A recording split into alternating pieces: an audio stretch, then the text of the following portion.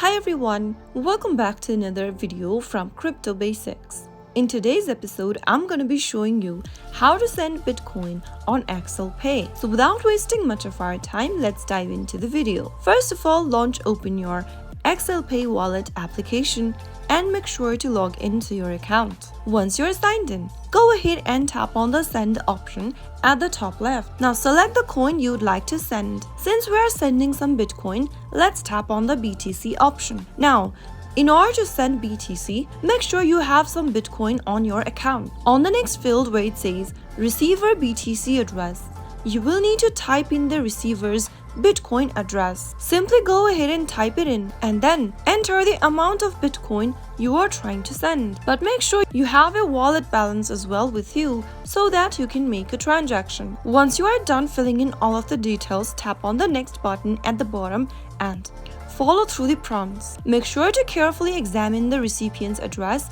amount and fees before making a transaction, and that way you will be able to send some Bitcoin on XcelPay wallet. If you found the video to be helpful, go ahead and give us a thumbs up. Don't forget to subscribe to the channel by hitting the subscribe button.